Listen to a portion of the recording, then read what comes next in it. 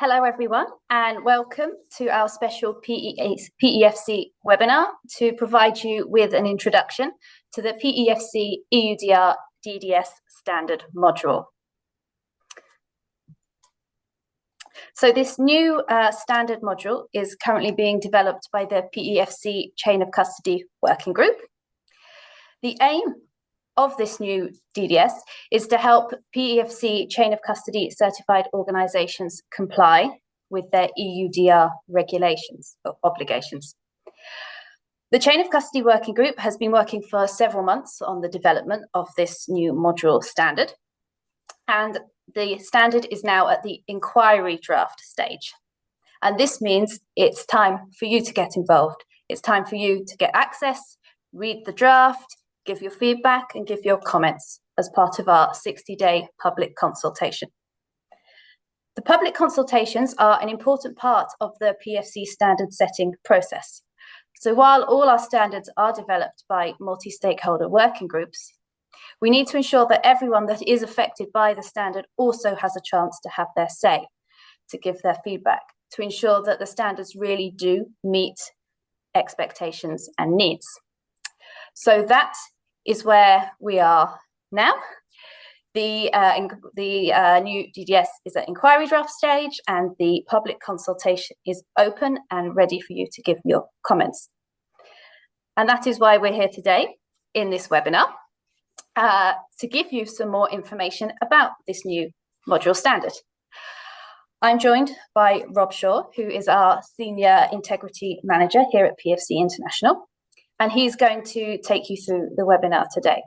So he'll give you an introduction to the inquiry draft, going through its contents and its layout. He'll go through some of the practical application, as well as timelines for formal approval. And he'll also touch on certification body accreditation and chain of custody certified organisation certification. We will end the webinar with a question and answer session. So please, as we go through this webinar, drop your questions in the Q&A app and we will get to them at the end of the webinar. During this session, we will also be joined by our colleague Hubert Inhazer, who is our Sustainable Forest Management expert. So if you do have any questions that are perhaps a little more SFM related, he will be on hand to also help answer those questions. Any questions that we don't get through will be answered later after the webinar because we only have an hour and Rob may not be able to get through every single question. And we will also be sharing the recording and the PowerPoint presentation of this webinar so you can catch up on it again later, share it with your colleagues. Couple of housekeeping things from me, how you can give your feedback on the draft standard. It's very simple. Go to this URL, fill out the form. As soon as you submit the form, you will receive a link which will give you direct access to the document where you can start to give your comments. Once you get access to the document, please make sure you read the consultation instructions carefully just to make sure that you do everything correctly and your comments are valid. The deadline for your comments is the 7th of May, so you still have over a month to check out the document, read it through and give your comments. Finally from me, how you can keep up to date on the PEFC EUDR process, because we know there's a lot happening and it's happening quickly. You can visit the PEFC EUDR website. So this is where we make sure we have all the latest information. You can see the news articles, upcoming webinars and so on to keep yourself updated. We have a FAQ, which is where we put all the questions and the answers to the questions that we receive, whether that's questions from webinars, with outreach to companies or emails that we receive. So this is a really good source for you to check out if you have a question, because maybe it's already been answered and you can get that information immediately. To get the latest PEFC EUDR updates in your inbox, you can sign up to the Technical Matters newsletter. You can also follow us on LinkedIn and X, where we'll also be posting all the latest EUDR information. And finally, if you do have questions or queries you can't find the answer to anywhere else, you can always email us. We have a special eudr@pefc.org email where our EUDR experts will be on hand to get back to you. And with that, I will now hand over to Rob, who will take us through the next part of this webinar. That's great. Thanks, Hannah. I'm just going to set up my screen sharing. Just bear with me a second. And while I'm doing that, I just need to say a health warning in true live webinar style. I am due a grocery delivery. So if that happens and I need to step away for a minute, then Hubert will jump into action and talk to you about the forestry side of things.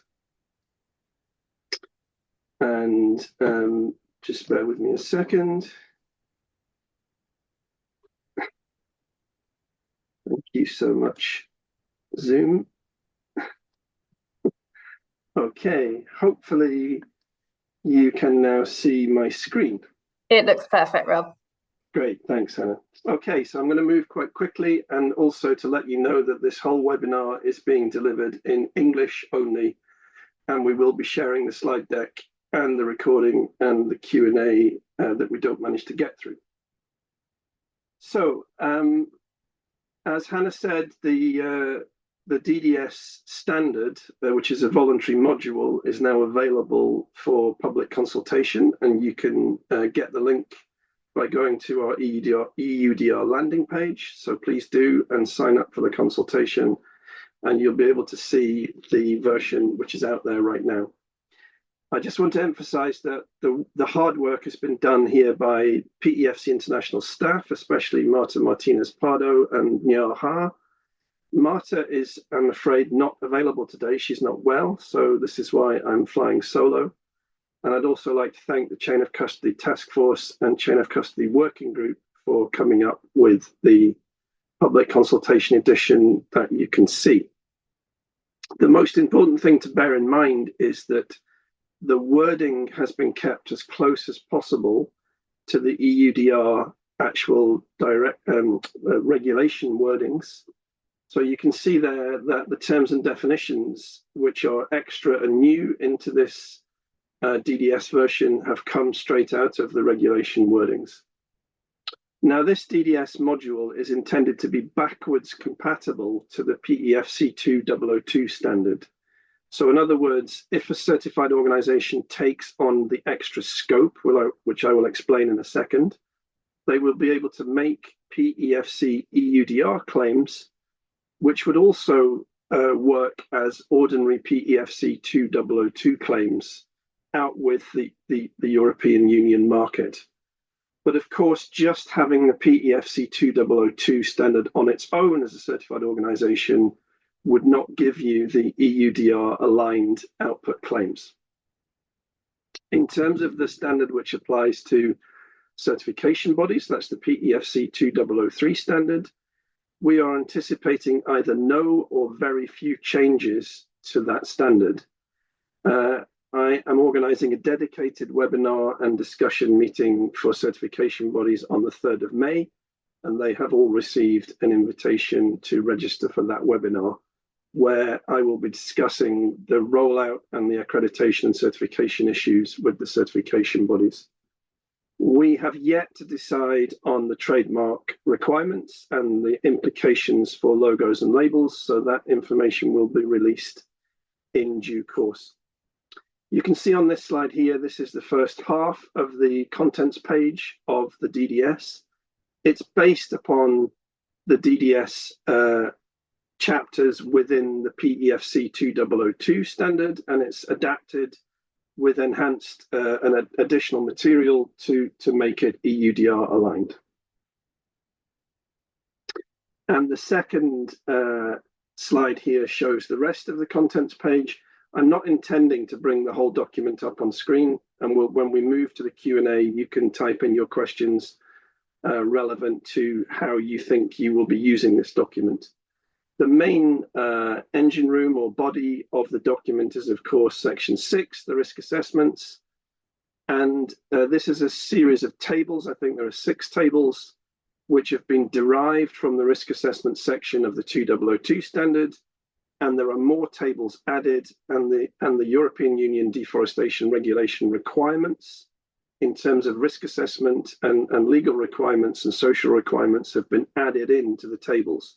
So when you carry out your DDS using this module, if you take the extra scope, you will work your way through those tables with your incoming materials to get to hopefully a negligible risk answer for each component that you are buying in, so you can make the output claims going out. To clarify, in terms of additional information, data and documents, it is the responsibility of the actors in the supply chain to obtain and assess the geolocation data and the harvesting date range data, and then share or pass that on through the supply chain to the various customers as required. Now, operators and non-SME traders are those responsible for uploading due diligence statements into the EU information system. So any non-SME traders, in other words, large companies within the European Union who are transforming a raw material into a product or transforming components into a product, will have the operator's obligation of creating a due diligence statement and adding the associated geolocation data and harvesting data into the EU information system. For anyone outside the European Union, the operator is the importer. So that's the company or the individual importing it into the European Union market. And they will be looking back up the supply chain outside the European Union to get all the relevant information, geolocation data, and harvesting dates to make up their DDS statement. So the way the system works in EUDR is slightly different between countries which are inside the European Union and forests inside the 27 EU countries, and then all of the rest of the world outside the EU. So the PEFC International and the PEFC family has no plans to get involved in obtaining that data and passing it on. That will be the responsibility of the supply chain. And we are talking to several commercial software companies and Earth observation companies who are bringing commercial solutions to the market. And we will be giving out more information on that in due course. In terms of how it's going to work in the real world, if you are a PEFC chain of custody organization and you have a valid certificate to the 2020 standards, then you will acquire an extended scope to cover this voluntary standard for EUDR. And that will happen in the second half of 2024. For those COC organizations which are located within the EU, this will be kind of necessary, because as soon as trees become logs and leave the forest inside the EU countries, they are subject to the regulations in every single EU country. If you are located outside the EU, then it depends whether or not you are involved in a supply chain which has a destination inside the EU. And so that news will come to you from further down the supply chain, possibly from the operator or from large companies who themselves are doing the importing and therefore acting as operator. So it will take some time for the demand for COC organizations outside the EU to know whether or not they would like to, or whether they need to acquire this extended scope. The scope will be specific to products and product groups intended for the EU market. So if you have a large scope at the moment under 2002 standard, you can either take that whole list of products and product groups into the extra module, or you can choose the ones that you would like to have under the extended scope. One thing to note on species is that EUDR requires species for each product group, both the common name and the scientific name. And the data task force, which I am involved in, excuse me, has a meeting tomorrow to discuss this. But the likely outcome is that we, PEFC, will be requiring that species information to be included in your schedule and in your scope for your extended scope under EUDR. Once you then have amended your systems and your software and your delivery notes and your claims, etc., as a COC organization which takes the scope, you will then use your DDS system to take all of your incoming materials through the process, through the risk assessment process. And if they come out as negligible risk, then you can consider them to be EUDR aligned, and you will be able to make the respective PEFC EUDR output claims.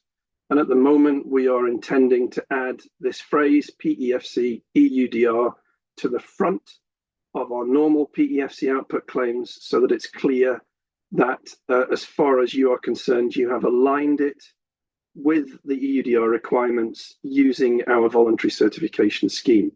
That isn't a 100% guarantee of legal compliance, but the EU does recognize the role of voluntary certification schemes in managing risk and helping with alignment.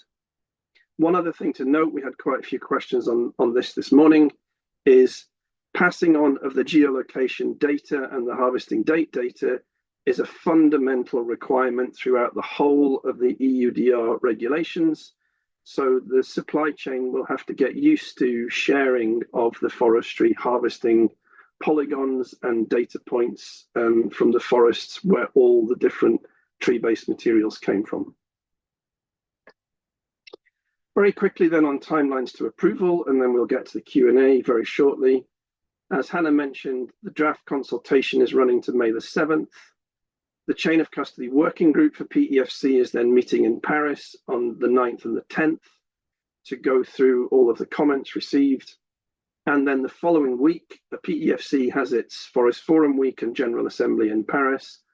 So we're going to be working over that weekend to try and place the final draft in front of the PEFC family and the directors. And if that final draft is then approved, it will go to a postal ballot amongst the PEFC family. So we're hoping that the big formal approval will happen in June. In terms of accreditation, Accredia, which is the home accreditation body for PEFC based in Italy, will be doing an EA1/22 accreditation check, which is quite a technical thing. Don't worry too much about this, but what we're trying to do is line up the accreditation body processes so that when the document is finally released and published in June, the accreditation bodies and certification bodies can get to work on it. In terms of how the accreditation and certification will work, I'm running a webinar for certification bodies on May the 3rd. The certification bodies will need to obtain an extended scope of accreditation from their accreditation body. So if you are an accreditation body or a certification body attending this webinar today, please do engage with each other and engage with me and PEFC as required, because we want this process to be as quick and easy and painless as possible. Easy to say, hard to do. So once the certification bodies achieve their accreditation, they will then be able to offer the extended scope certification to PEFC certified organizations. So this is going to happen sometime in the summer, late summer of 2024. And in the meantime, I will be discussing together with my colleagues, with the certification bodies, the best way to speed up the application review, discuss the kinds of audits that might be credible. For example, it could be credible to do some desk-based audits, and then the details of how the revised certificates, scopes, and schedules will be created and issued. And we will be rolling out training to certification bodies and PEFC national governing bodies in the summer, and there will be more news on that in due course. Of course, you'll all realize that the EU are under lots of pressure to delay, and also quite a few announcements from the European Union in terms of benchmarking and other features are also delayed. So this is why some of these timetables may shift. And so without any further ado, I'm going to move to the question and answer session. The way this will work is you can type your questions into the Q&A box. Just one last note, please do visit the European Union EUDR implementation page. We'll share this link. And on that page, there is a comprehensive set of FAQs. And you can also download the FAQs as a PDF document. And if you haven't been there, please go there, I understand that the EU are planning to update that page at the end of March and again at the end of May. So quite a lot of the answers that we receive are actually answered by the FAQ. So I may refer you to some of the FAQs today. So I think I will close the webinar and close the questions, as we can maybe stay here for the rest of the evening as they come in. So as I said, you can always send us an email if you do have more questions, or check out our FAQ. Don't know if, Rob, you have any last words? If you have any words left after today? No, I just like to thank everybody for the really lively engagement. That's great. I mean, every day is a learning day, and yeah, I will pick up with those people that I said on a one-to-one, and we will share all the relevant content. So thank you very much. It's and we will be repeating this exercise later in April. You maybe already said that, Hannah. Yeah. Yep, 24th of April, we'll be doing this again. So you can always come back for more if you still have more questions. And hopefully Marta will be back and she will be hosting that one. So yes, so maybe you can have a slight break from not doing all of the questions. Good. Thank you very much, everybody. Thank you very much, everyone. Thank you for joining us. And we look forward to seeing you next time. Bye-bye, everyone.